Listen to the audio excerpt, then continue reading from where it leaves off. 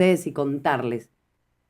Nosotros y si querés, los medios más tradicionales, no estamos en en la interna que hay, en La Libertad Avanza, y estoy hablando de personajes, chicos, súper disruptivos, y soy elegante con la palabra, eh, que, que viven en ese universo de libertarios de origen, vamos a poner así, que son gente bien extraordinaria, por fuera de lo ordinario.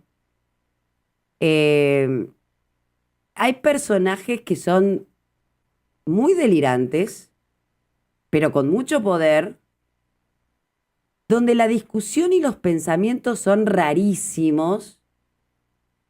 Claro, yo tengo 54 años, imagínate que hay gente que habla de cosas que yo digo, ¿pero qué es esto? ¿No? No son temas que circulen en los medios tradicionales, pero ellos discuten esas cosas. Y a mí me parece que hay que eh, revisar, que hay que mirar qué es lo que pasa en esa conversación que ocurre, repito, por debajo, si querés, de esta otra conversación que se da en el marco de medios tradicionales, la televisión, la gráfica, etcétera. Personajes poco conocidos que son el entorno del presidente de la nación y de su hermana, que tienen posiciones ideológicas delirantes, pero yo lo digo, este es un calificativo mío, no es que estoy descalificándolos desde mi mirada, es un poco delirante, pero bueno, han llegado al poder, han construido poder, construyendo desde los sótanos, digamos, de las redes sociales que pasaron desapercibidas por el poder que tenía la hegemonía en ese momento. ¿Por qué las estrategias de El Gordo Dan, de Traductor Te Ama, creo que se llama, y de varios tuiteros, eh, del insulto o la provocación per se? Digo, cuando ellos hablan de baiteo, es en realidad tratando de decir, bueno, te estamos tomando el pelo, hicimos humor, esas cosas que ellos justifican, así, algunas cosas que hacen. Así justificaron, por ejemplo, el video con inteligencia artificial que emitieron un día antes de la elección en la Ciudad Autónoma de Buenos Aires, con Macri diciendo, con inteligencia artificial claramente, que bajaba a su candidata, que era Los Penato, y que invitaba a votar a Dorni. Ellos le llaman baiteo. O sale, eh, ¿cómo se llama? Verónica Ojeda, diciendo que su hijito se divierte con Milei, que dice, hay un Maradona al que le gusta Milei, y cuando le preguntan bueno, de Diego y demás, ella dice, y no sé si Diego hubiera estado de acuerdo con Milei. Bueno, nada, deja entrever algunas cosas, un poco, digamos, ambigua, porque además todo es contrafáctico, no sabemos. Maradona pasó de apoyar a Menem y Cavallo a ir a vivir a Cuba, digo, sin solución de continuidad. Diego. Aprovecha esto el gordo Dan, que probablemente sea el más influyente de los tuiteros de La Libertad Avanza, que además tiene un programa de streaming que se llama La Misa. Son provocadores, absolutamente provocadores, y con inteligencia artificial produce una imagen de Diego Armando Maradona al lado de la de Milei y dice Diego Mileísta o algo así. Luego Dalma le pide que baje eso, no sé si Dalma o Janina, una de las dos hijas de Diego, ¿qué haces? Le dice, baja eso ya. Y él le dice, a mí me avala Verónica Ojeda, no sé qué. Y entonces Dalma insiste, Y produce una imagen con inteligencia artificial ya de Diego Armando Maradona con la remera de La Libertad Avanza. Y después, a ver, ahí se hace uso de imagen y demás, que no está permitido, por supuesto. Se lo reclama a la hija de Maradona y él le dice, ¿cuánto te debo? Obvio que nosotros, los mortales comunes, que no vivimos en esa oscuridad sórdida, muy dark, de las redes sociales, donde la provocación es el estilo y el contenido es el insulto o el límite del lenguaje para la denigración del otro, y nos parece una aberración, una barbaridad, una falta de timing, de justo cuando se anuló el juicio a Diego, que debía resolver la muerte de Diego Armando Maradona, etc. Pero para estos personajes muy marginales, pero realmente son marginales, y en algún punto hasta delirantes, es parte del juego que llevan adelante para producir, primero, interacciones, que a ellos les da plata, juegan con la provocación para ser parte de la conversación pública, sabiendo que ellos usan un código que la gente común, nosotros los viejos espléndidos, no utilizamos. Y entonces nos escandalizamos. Y como nos escandalizamos, hay una natural reacción de un joven de 16 a 30 años que es de rebeldía contra aquel que cuida el estatus y las formas y los pone de su lado. Entonces, aparecen, digamos, aquellos que se identifican con esta marginalidad vulgar, pero efectiva, se suman a la provocación desde un extraño sentido del humor bastante delirante y marginal y conversan con un sector de la sociedad en las redes desde el disparate contra la razonabilidad. Y se divierten. El problema está en que no hay gente, intelectuales, estudiosos de la sociología o demás, que expliquen esto que está pasando. Los tenés que seguir, los tenés que mirar, los tenés que analizar, y ahí tal vez entiendas cuál es el juego y por qué Milei es Milei.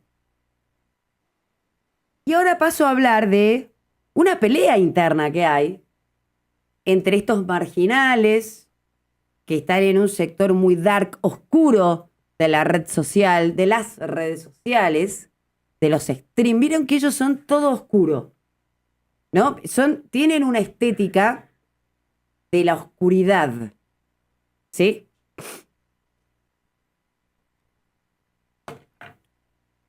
Te hablan de la transparencia, de lo genuino, pero tienen una estética de la oscuridad. Resulta que ahora nos enteramos que el presidente sufre de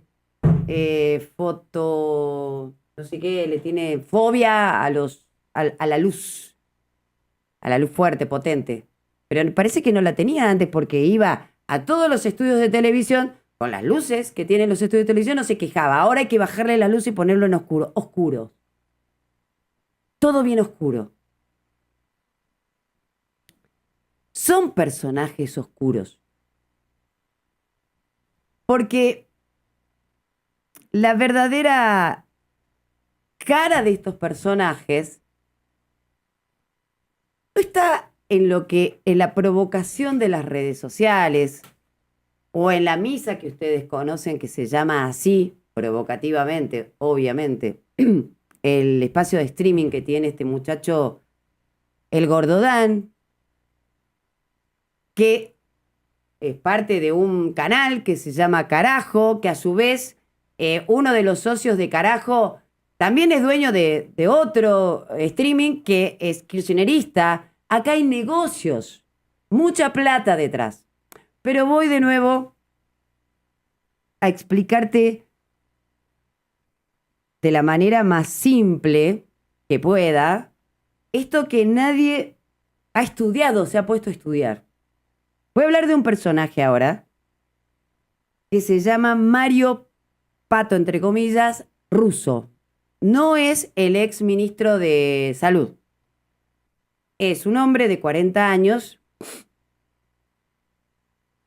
que es estratega político, según su propia definición, politólogo, recibido de licenciado en ciencia política, pero que se ha hecho posgrados y especialidad en sociobiología.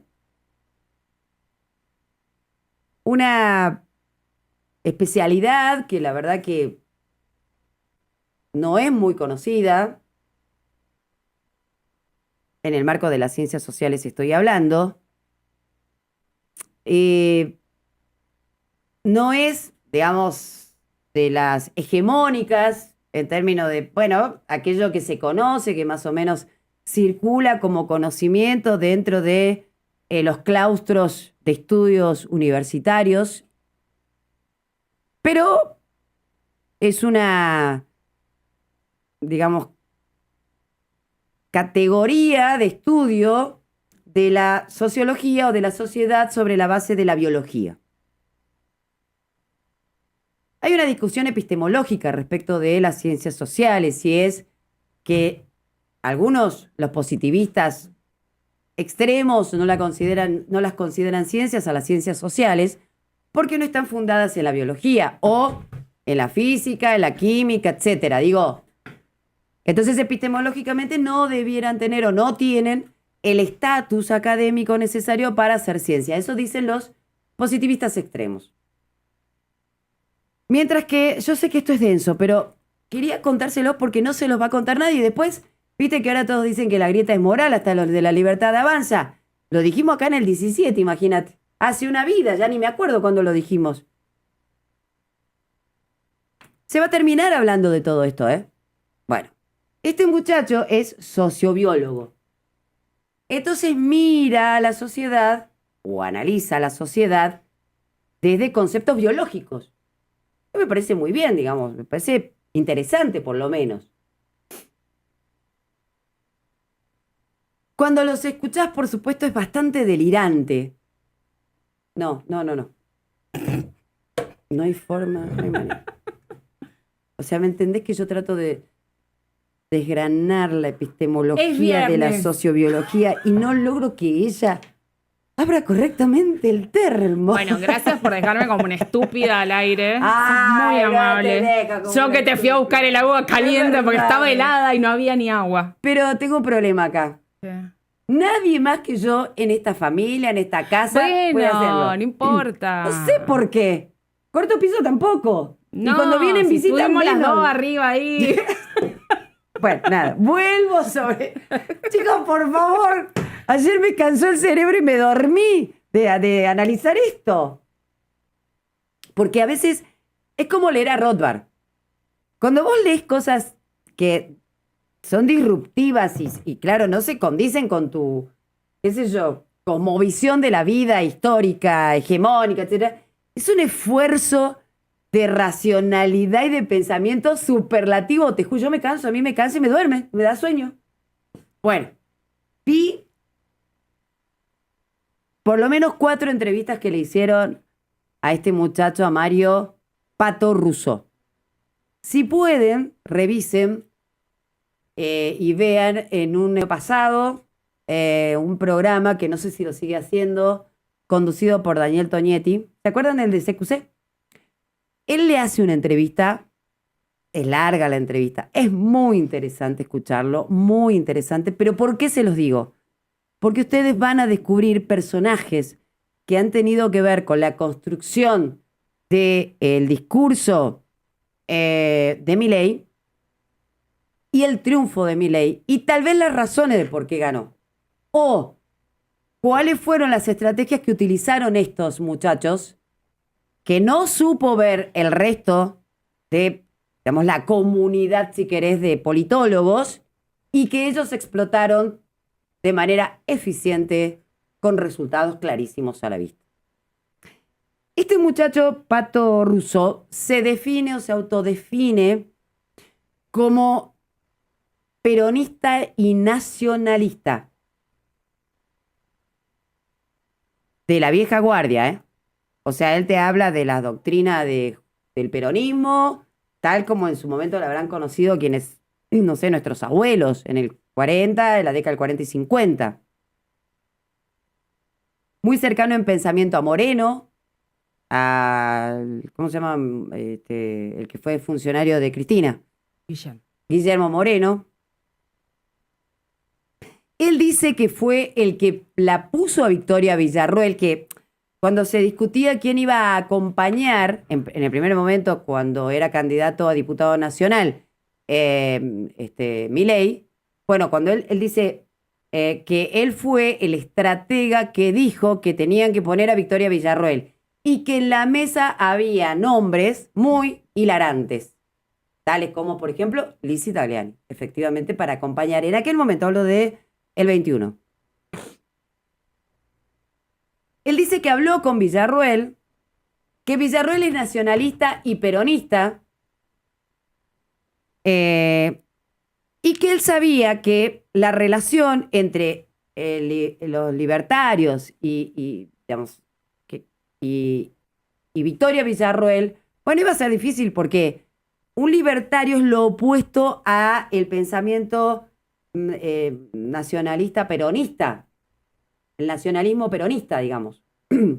Mientras unos creen en la soberanía, viste este cuento de hay que producir lo que consumimos y que los barcos no se lleven nuestra energía y que todo primero acá, bueno, una especie de proteccionismo trampista versus el individualismo extremo de un anarcocapitalista como Milei. Ahora, en esa entrevista que le da Russo, ha escrito libros, ¿eh? Él es especialista en comunicación no lingüística, es decir, la kinésica y la proxémica. Aviso para los que por ahí a lo mejor les interesa ahondar en ese pensamiento y a ver qué piensan estos muchachos. Lo que me llamó la atención es que dijo que él tuvo que leer a Rothbard para poder entender a Milei y que le parecía delirante a Rothbard. A mí me parece delirante él también, digo, pero es mi mirada de la vida. Yo tengo un concepto distinto de la vida, digamos, de estas personas. Pero estos son personajes tan raros, por ejemplo, se define como stalinista, mussolinista. En un momento de la entrevista, que ya casi al final, te la spoileo, Daniel Tonietti, que claro, cuando te dan respuestas tan disruptivas, a veces vos como periodista, desde una cosmovisión, desde un sentido común, digamos, más o menos común, valga la redundancia, y te parece una barbaridad, en un momento Russo le dice, si yo hubiera vivido en Rusia, sería stalinista. Stalin hizo muy bien en matar a Trotsky y a los, digamos, dos laderos de Trotsky. Yo también los hubiera matado, dice él. Entonces Daniel Tonietti, sorprendido, le dice, ¿querés que corte esta parte de la entrevista? No, le dice, de ninguna manera. ¿Qué pasa? Dice, ¿me van a odiar los trotskos? No me importa. Yo hubiera asesinado a Trotsky y así. Y dice, si yo hubiera estado en Italia, claro que sería fascista y obviamente mussolinista. Bueno, chicos, la verdad, ya a mí ahí ya me había roto todas las estructuras. Pero digo, como periodistas tenemos que entrevistar al diablo si es posible. Por eso digo, es muy buena la entrevista que le hace Daniel Tonietti a este muchacho. Y él habla mucho de Victoria Villarroel. Y acá la cosa. Habla mucho de Moreno, porque él se define peronista nacionalista y dice que Victoria Villarroel es peronista y nacionalista. Que él la puso a Victoria Villarroel. Él se pelea con el entorno de Milei después que es electo Milei, él se arroga el triunfo con el 17% de los votos a favor de Milei por sobre la cantidad de votos que había sacado en su momento Fuerza Republicana era, no. ¿Cómo se llama el partido de López Murphy? Bueno, no me acuerdo. Sí. Bueno, y dice que ese era el objetivo y que lo lograron y demás. Él se aleja de Milei en el 22 porque es cuando Milei en realidad elige a Santiago Caputo como su estratega. Pero habla de un detalle súper interesante que es por qué Milei llega a persuadir a los jóvenes. Hay dos razones. Una, es mi conclusión, ¿no? Que tiene que ver precisamente con una descripción que hace Russo desde la biología. No lo dice así, pero lo explico para tratar de bajarlo a tierra. Si me equivoco, bueno, si Mario Russo alguna vez ve esto, que me ayude a comprender mejor. Lo postural, digamos, lo kinésico y lo proxémico, es decir, lo físico, lo no lingüístico, en la manada. ¿Cómo se define un macho alfa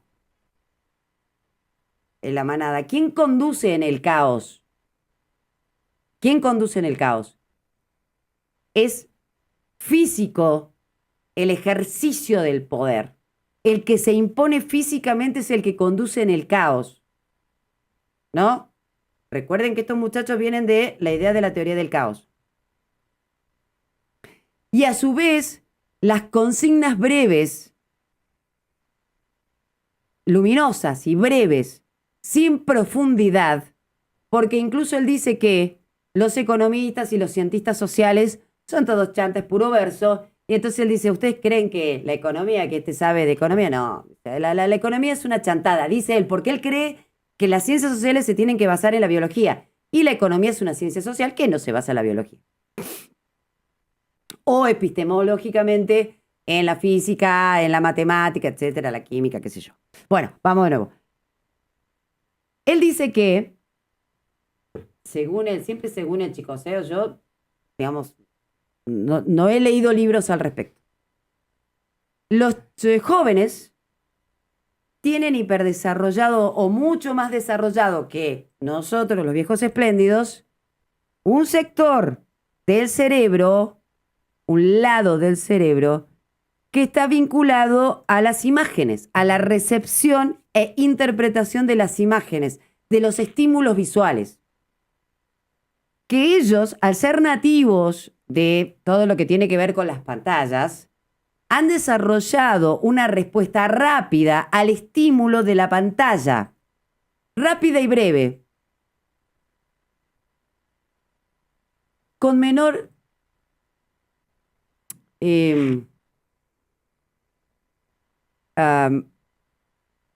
desarrollo de IQ, que se les llama ahora, que es tu capacidad intelectual, que los padres de esos jóvenes, pero con mayor rapidez al estímulo visual breve de consignas y luces. Entonces dice, Milei tiene esta característica y esta cualidad.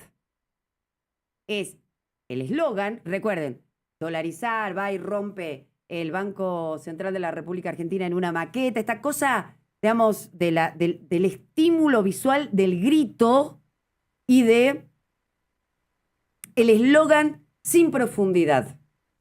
Que acá lo habíamos analizado a eso. Y él dice, los jóvenes, por una cuestión de evolución y por haber sido nativos de las pantallas, responden a esos estímulos, mientras que a los no nativos, y bueno, nosotros analizamos, profundizamos, etc. También habla del uso del lenguaje y dice que los jóvenes, que también lo habíamos dicho acá, tienen un limitado uso de la cantidad de terminología que vos podés usar en el marco del lenguaje y la interpretación de eso. Bueno, miren, yo no sé si las teorías de este muchacho son de las que a las que él adhiere, son efectivas o reales o no sé. Lo que sí digo es, han construido un presidente, ¿eh? Fueron eficientes. Entonces, A todo esto, todos estos son, repito, son personajes muy delirantes, muy marginales, para nuestro sentido común. Pero hay un sentido común que circula en una oscuridad que no está en que está en los márgenes, digamos, de la sociedad, que no está en el discurso que vos ves en los medios de comunicación, en los libros más leídos, no sé, donde, digamos, los lugares comunes, que construye sentido y que tal vez explique desde la sociología, desde la psicología social y hasta desde la biología, porque así lo plantea él, por qué Milei ganó una elección en el año 2023 con un discurso tan disruptivo, con una estética tan extraordinaria y con una forma que a nosotros, los que entendemos el lenguaje lingüístico, lo lingüístico, nos produce cierto rechazo. Por la falta de profundidad, obviamente. Bueno, estos chicos, no son chicos, son todos grandes. Daniel Parisi tiene, no sé, es médico, genetista, creo, con lo cual imagino que debe tener por los 40 años ya. Russo tiene 40 años. El changuito Santiago Caputo tiene 40 años. Lilian Lemoyne debe andar por esa edad.